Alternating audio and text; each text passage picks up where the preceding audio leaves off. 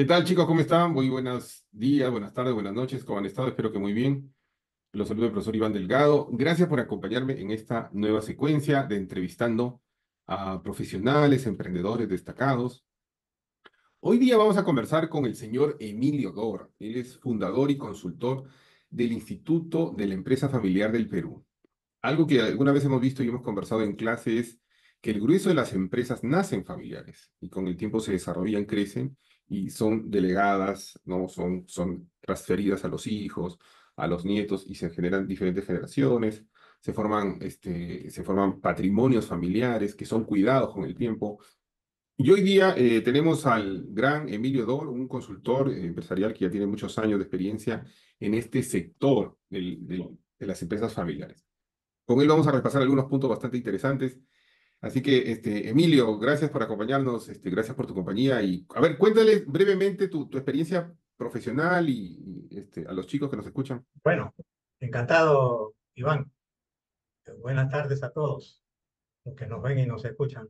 Eh, bueno, yo en el tema de empresas familiares tengo alrededor entre 12 y 15 años y toda el tema, la introducción en el tema de empresas familiares se dio a partir de una convocatoria que hizo la Cámara de Comercio de Lima allá por el 2010, 2002 o 11 para formar consultores en empresas familiares con apoyo del Banco Interamericano de Desarrollo y la cooperación de la Corporación Financiera Internacional del Banco Mundial. Y además del Instituto Tecnológico de Monterrey en el tema de su Instituto de Empresas Familiares. Y bueno, a partir de ahí, de donde me he venido desarrollando en el tema, cada vez profundizando más, a raíz que terminó el proyecto con el BID, estuvimos pensando, el grupo de consultores que habíamos sido, un grupo importante de consultores que habíamos sido formados ahí, eh, en formar una institución, ¿no? Y ahí es que nace justamente el Instituto de Empresas Familiares del Perú, en el año 2019. Formamos dicho instituto con el apoyo del IFC, del Banco Mundial, y a la fecha ya tenemos algunos años desarrollándonos como institución y contamos con aliados muy importantes, como es el área de emprendimiento de la Universidad del Pacífico, la Universidad Continental, algunas cámaras de comercio y algunas otras instituciones con las cuales nos hemos aliado para efectos de desarrollar estos temas de empresas familiares. Muy bien, muchas gracias, Emilio. A ver, entonces, así que vamos a conocer un poquito su experiencia aquí de Emilio en este sector, ¿no? A ver, Emilio, mira, me han hecho llegar acá mis alumnos, los que sabían de esta entrevista, me han hecho llegar algunas preguntas. Y a ver, empezamos por la primera. ¿Qué características diferencian a una empresa familiar de otro tipo de empresas? A ver, cuéntanos. Bien, todos sabemos que las empresas comúnmente tienen una estructura muy definida, ¿no? Que es una junta de accionistas, un directorio, una gerencia general y luego las gerencias. Esa es la estructura organizativa de una empresa no familiar, digamos. Las empresas familiares tienen encima de esa estructura una estructura propia, donde es encabezada por el grupo de propietarios de la empresa familiar. Y estos propietarios tienen la particularidad de tener el poder absoluto en el desarrollo de las políticas y estrategias para diseñar y aplicar en el mercado donde se desarrolle esta familia empresaria. Entonces, esa es la diferencia sustancial. Y además que los accionistas familiares pueden hacer y deshacer en ella para bien y para mal.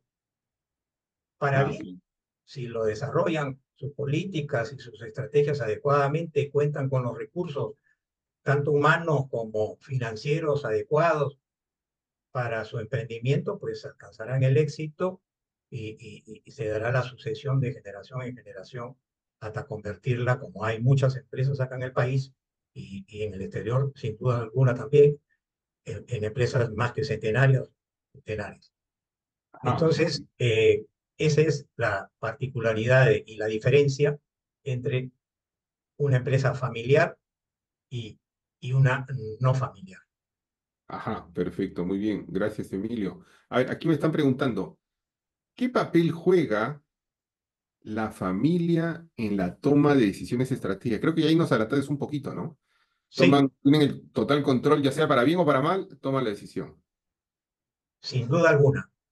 Y esa es una particularidad que, como su nombre lo dice, la tienen nada más las empresas familiares. Claro, Por- claro. Porque si la comparamos con una no familiar, en una no familiar tienes en el primer nivel la Junta General de Accionistas y tienes accionistas de diferente nivel, categoría y procedencia, cada quien con sus particularidades y que van a actuar en función al porcentaje de acciones que tengan. Y en función a ese porcentaje de acciones van a orientar en un sentido u otro a su empresa, digamos, no familiar. Pero van a tener debajo a un directorio y por supuesto, dentro de él al CEO o gerente general, que va a tener que la dirección del negocio, el CEO, siguiendo las pautas establecidas en el plan estratégico empresarial o corporativo. Entonces, esas son básicamente las particularidades de un lado de las empresas familiares y de otro lado las no familiares. Ah, ok, ok, perfecto, perfecto. Aquí me hacen llegar otra consulta.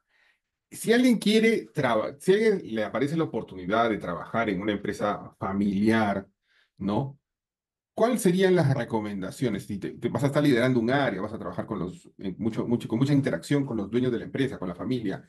¿Qué recomendaciones nos harías llegar, Emilio? ¿Qué consejo le damos a estos chicos que están a punto de empezar a practicar o a trabajar en empresas familiares? Bueno, eh, la primera recomendación que yo te haría sería que se fijen bien cómo está estructurada la empresa familiar y en qué nivel de desarrollo o en qué nivel generacional se encuentra.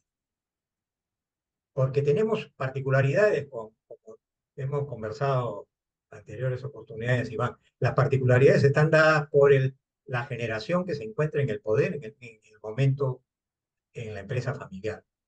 Si es la primera generación, o sea que es la generación del fundador, el fundador va a ser pues el zar de la empresa y se va a tener que hacer lo que él diga y establezca. Entonces, eh, esa es una manera, digamos, que tienen todos los fundadores de empresas familiares que yo he conocido a lo largo de estos años, tienen esa particularidad. Por lo tanto, entonces, el postulante a un puesto tendría que fijarse muy claramente o averiguar, preguntar en qué nivel de desarrollo generacional se encuentra la empresa familiar. Porque dependiendo de ello, va a tener más posibilidades de desarrollo futuro o no. Así es. Porque, y es muy diferente cuando ya está en la segunda generación, porque en la segunda generación ya son los hijos del fundador y ya tienen otras características. De mi experiencia te puedo decir que los fundadores normalmente o habitualmente la mayoría de ellos no tienen formación universitaria y me ha tocado inclusive casos donde los fundadores no tienen eh, instrucción secundaria completa, pero han sido personas visionarias que pudieron y aprovecharon las condiciones del mercado en el momento que hicieron y alcanzaron el éxito a pesar de esas limitaciones. Pero ya la segunda generación habitualmente ya está con estudios universitarios o ya son profesionales, entonces ya el manejo es de otra naturaleza y entonces ahí sí, por ejemplo, es más recomendable que un joven profesional o un joven estudiante que va a hacer práctica pueda interactuar, realmente sacar provecho de las enseñanzas que pueda tomar de la práctica o el trabajo en esta empresa familiar. Así es correcto, es correcto, Emilio. Miren, qué interesante, chicos. Siempre que entren a una empresa familiar, averigüen en qué línea, ¿no? En qué etapa está, ¿no? Es el fundador, son los hijos, los nietos, ¿no? Porque hoy también he escuchado casos, pues, ¿no? De empresas a veces que el fundador es un zar, es un dictador, ¿no? No le interesan las buenas prácticas, es más, los hijos que ya son profesionales, muchas veces con maestrías, le dicen, oye, papá, hay que hacer las cosas mejores, podemos hacerlas de esta manera, y dicen, no. No, yo he hecho así, yo he tenido éxito, tú a quién lo has ganado. Eh, Y es bien interesante, bien interesante. Hay de todo, ¿no? sí, sin Ah, duda. es bastante interesante, ¿no? Y El liderazgo, el ¿no? otro tema también es que cuando se trate, porque normalmente se van a encontrar en empresas familiares diferencias de pareceres entre los integrantes de la familia, evitar tomar partido por un lado u otro. ¿Por qué? Porque el poder en las empresas familiares va rotando con el tiempo. Y si uno toma partido por un determinado sector de la familia el día de mañana, ese sector de la familia puede caer en desgracia y también el profesional o el joven universitario va a ser arrastrado por la caída en desgracia de ese grupo de integrantes de la familia, pues que Sí, mira, tienes razón. Mira, yo alguna vez he asesorado una que otra empresa familiar y he visto que hay pugnas entre los hermanos, ¿no? Ya sin duda, cuando el líder ya entra a una edad avanzada y ya se comienza a retirar, así visto es. pugnas internas y como que se hacen sus bandos, ¿no? Tú eres de mi bando, tú eres de mi bando. Es un tema, creo que es un tema instintivo muy, muy básico, muy primitivo, ¿no? Que es, los clanes, se forman clanes internamente, ¿no? Es que cada rama familiar, a partir de la segunda generación, ya aparecen las ramas familiares, porque cuando llegan a determinada edad ya se entiende que ya muchos de los hijos se casan, ¿no? Tienen hijos, y entonces ya esa rama familiar toma sus propias características muy diferentes del hermano uno o dos o tres. Y entonces tú puedes encontrarte con tres ramas familiares que ya piensan de manera diferente a cómo pensaban antes cuando no estaban, por ejemplo, casados. Y es natural que eso ocurra. Y eso lo vamos a encontrar todo el tiempo. Es natural que eso ocurra porque ya han integrado una familia con una cónyuge, ¿no? Y entonces esa cónyuge también va a querer velar por los intereses de los hijos propios, ¿no? Y que obtengan la mayor ventaja posible que sea el negocio familiar. Y entonces esas pugnas, como bien dices tú, Iván, se van produciendo, se van originando. Claro, no, no, sí, sí, sí lo he visto y lo que tú dices es cierto, ¿no? Es más, alguna vez he visto en una que otras empresas que hay como protocolos hasta para los matrimonios, o sea, los hijos se tienen que casar por bienes separados, el patrimonio se tiene que mantener Sin duda. único. Exactamente. Hay toda una normatividad muy El bastante interesante. patrimonio, ese se llama el protocolo familiar. Estás hablando tú del protocolo familiar, que es una herramienta fundamental que utilizan dentro de lo que es el gobierno corporativo familiar, las empresas familiares.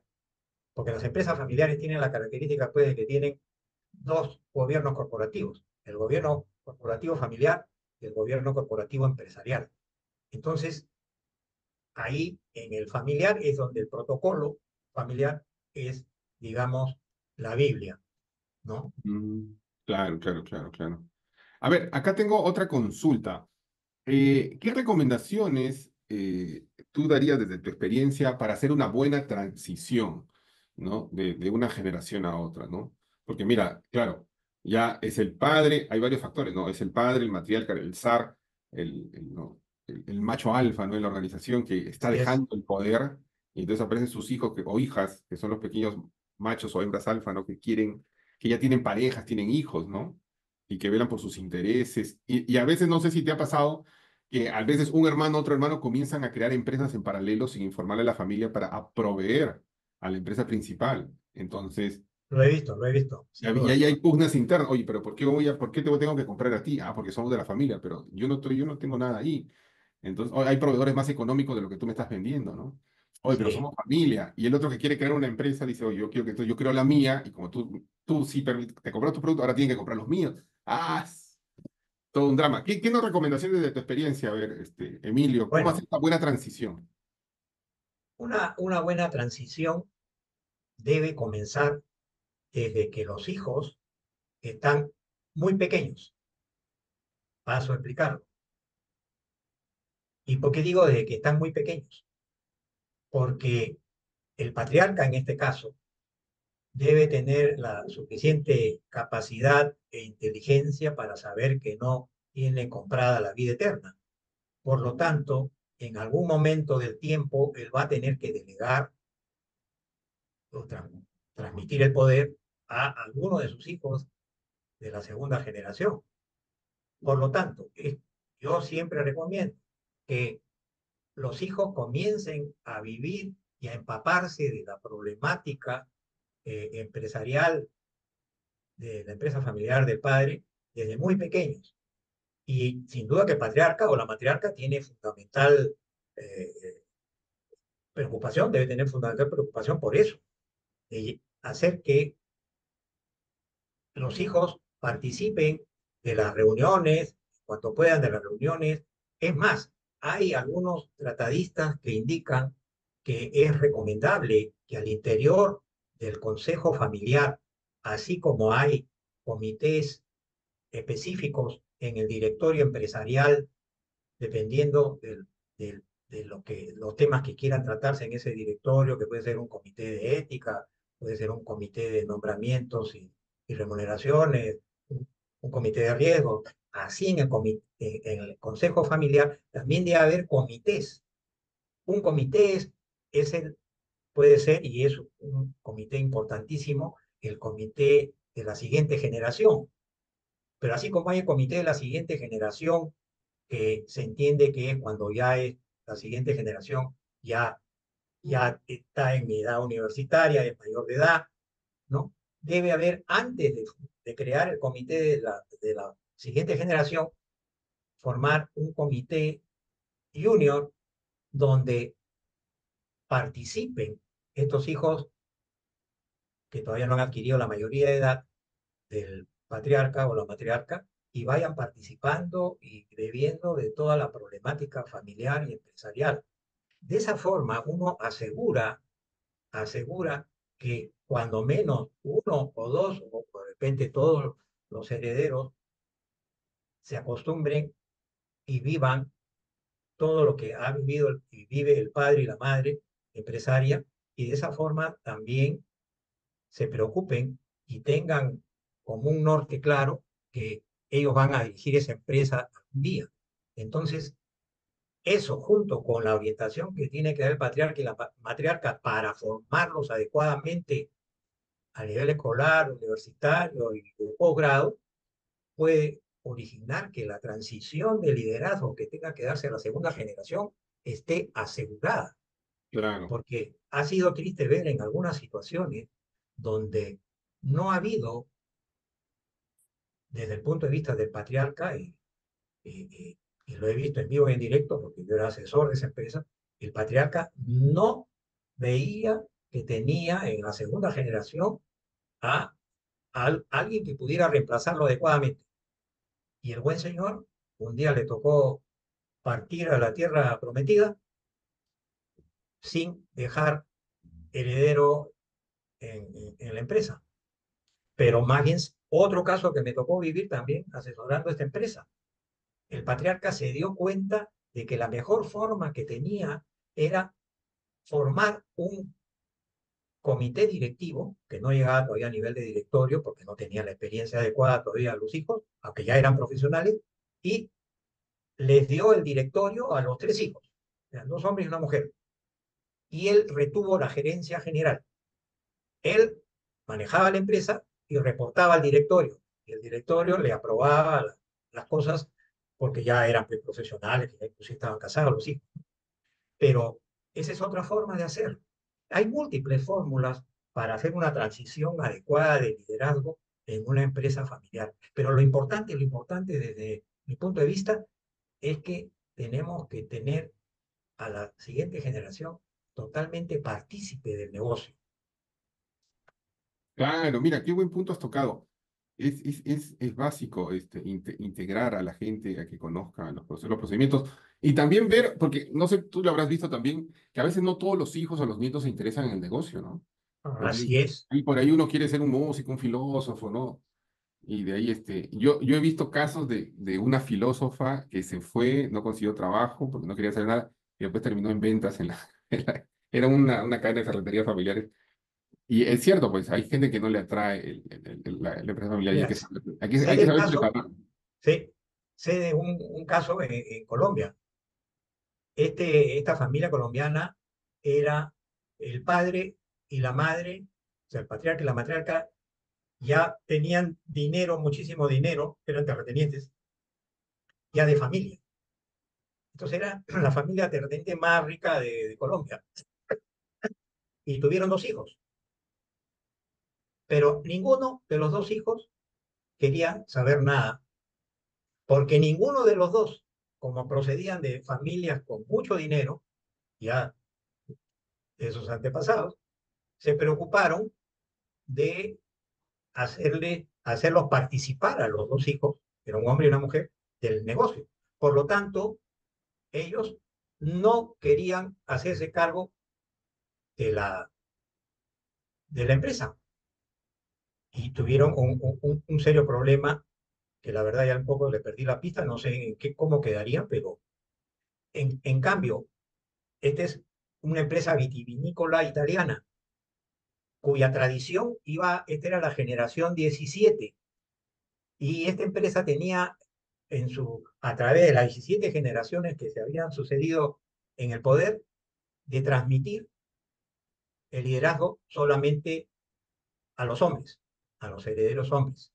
Ya. Pero resulta que el que dirigía la empresa tenía solo tres mujeres, Ah, no tenía ningún hombre, tuvo tres mujeres nada más.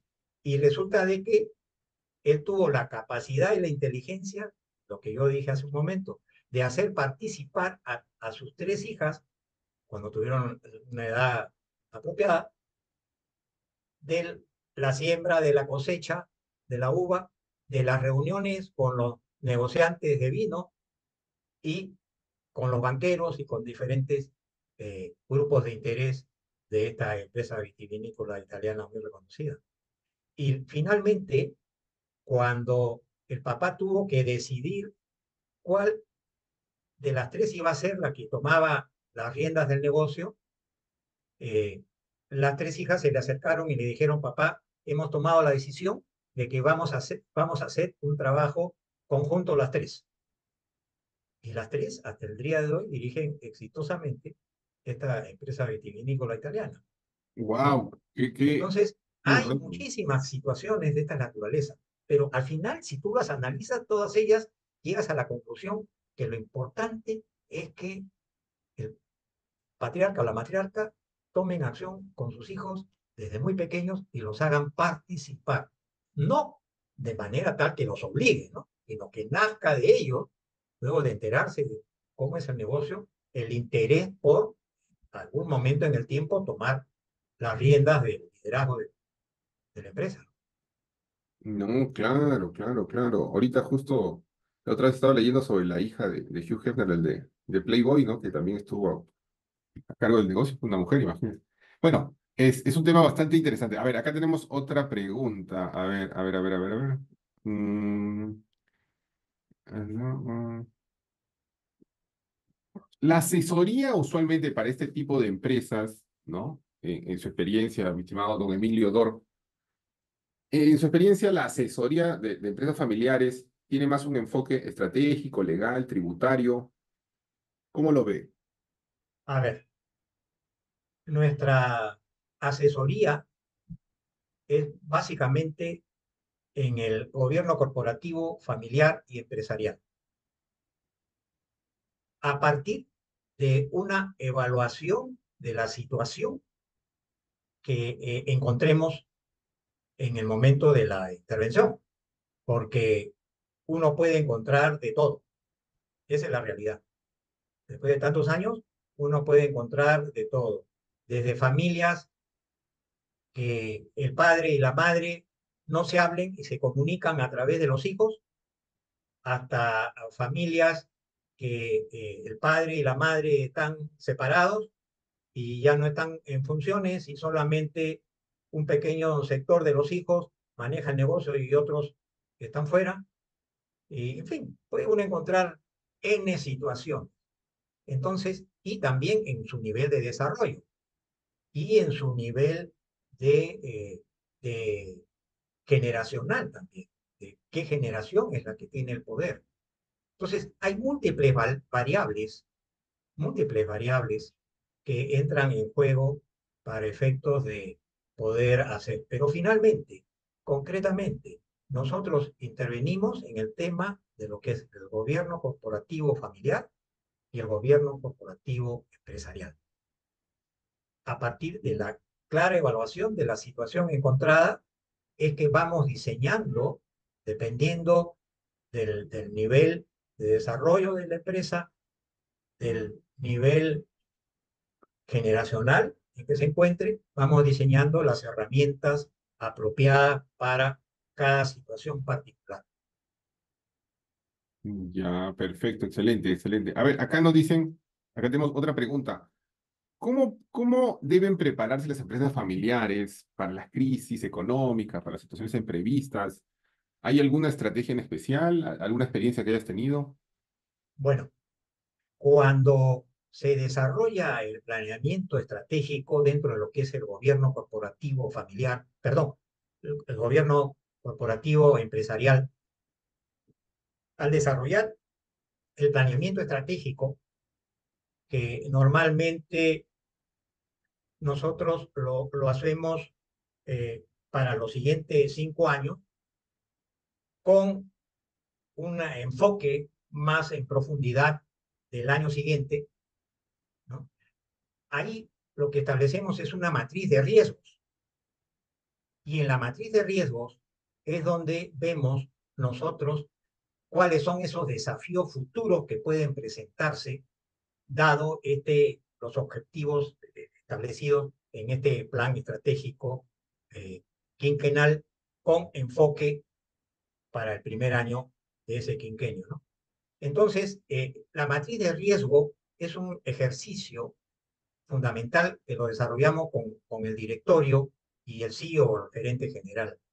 Y en esa matriz de riesgo es donde establecemos, conjuntamente con los directores, familiares y no familiares, cuáles son esos desafíos que podrían desarrollarse en el futuro y cómo, y eso es lo importante, y cómo enfrentarlos en caso que sucedieran, ¿no?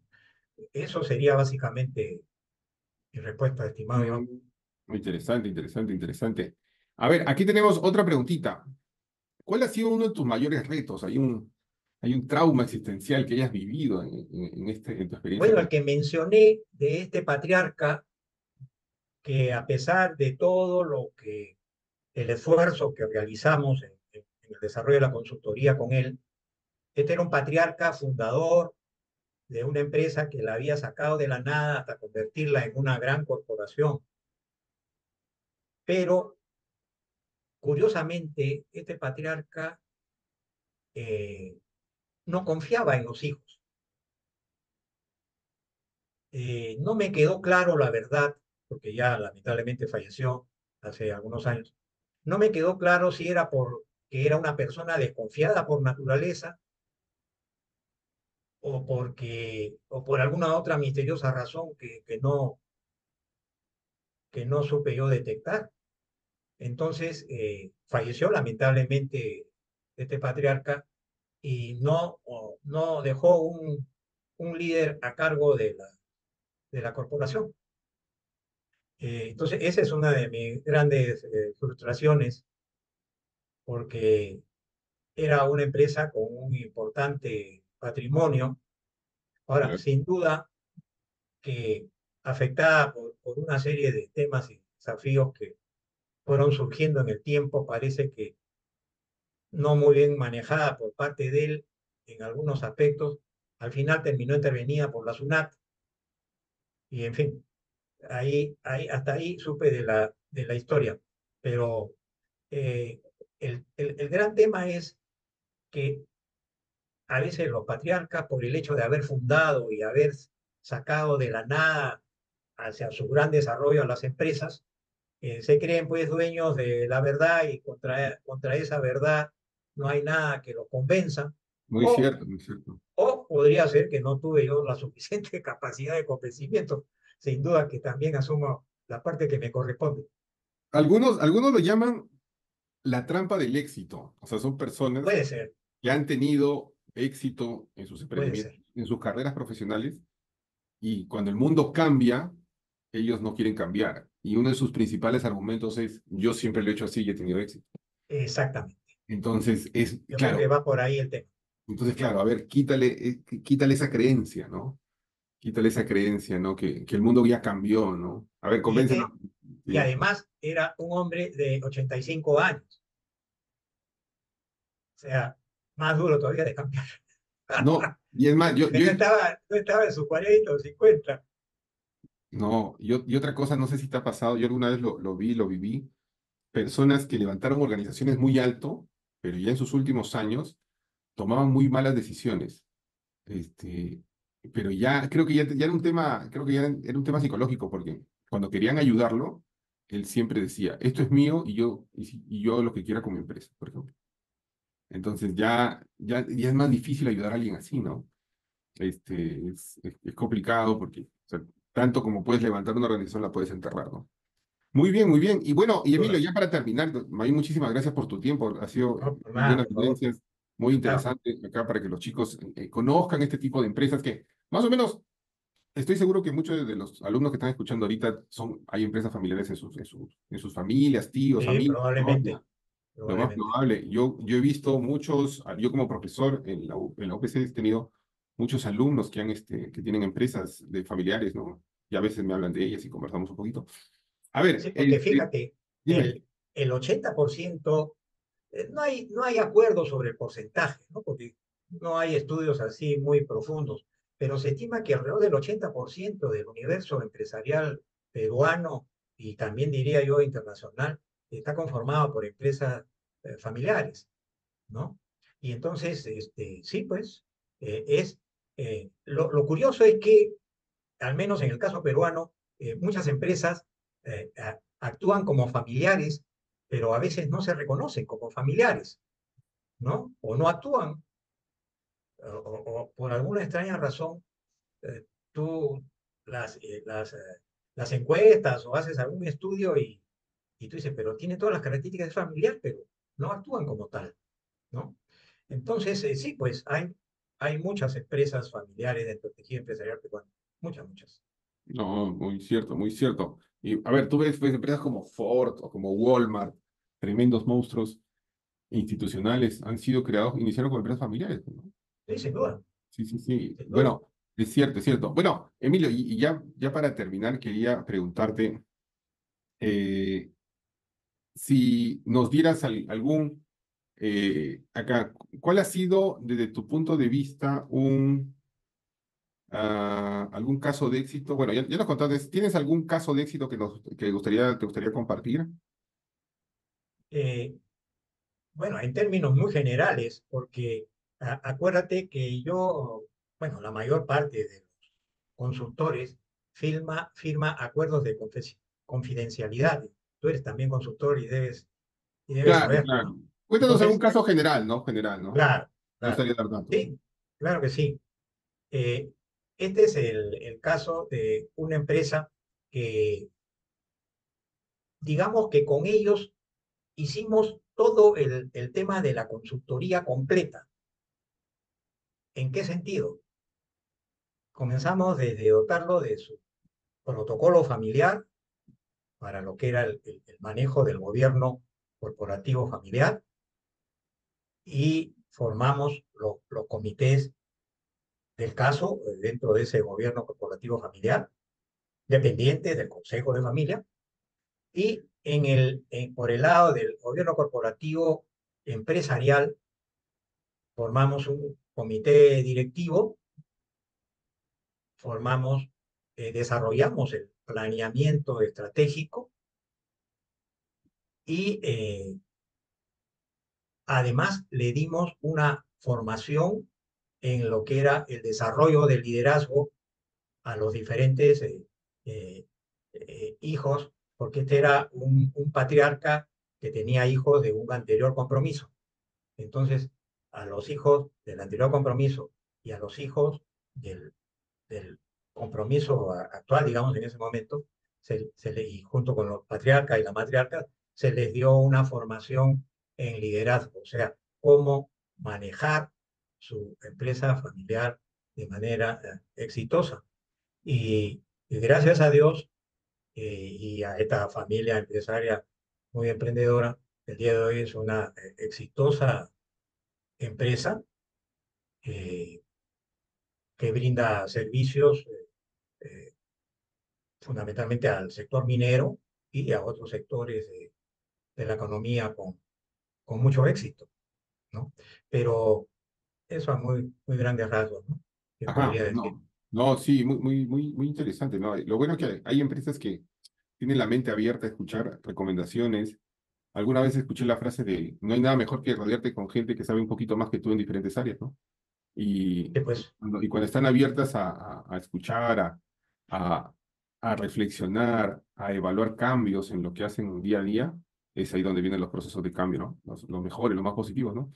Muy cierto, Emilio. Y, el, Muchísimas y, el, gracias. y, el, y lo, para cerrar este caso de éxito, y uno de los hijos, el hijo mayor de su segundo compromiso, hoy día es un exitoso ingeniero industrial formado en la UPC y dirige buena parte de las operaciones de negocio junto con su padre. Ah, mira, qué interesante, qué bonito, qué bonito, qué bonito.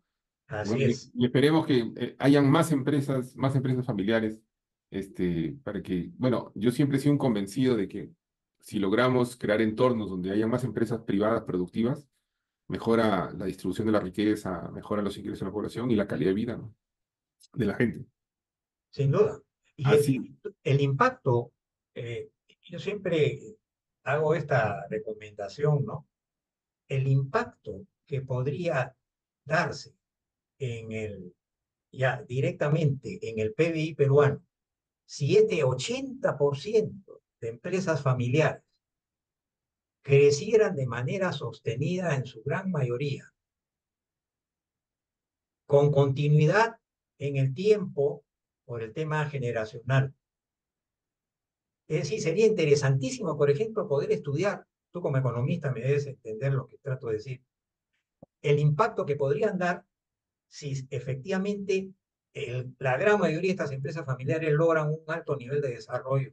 El impacto en el PBI nacional sería brutal, sería tremendo, sí, es cierto. tremendo. Sí.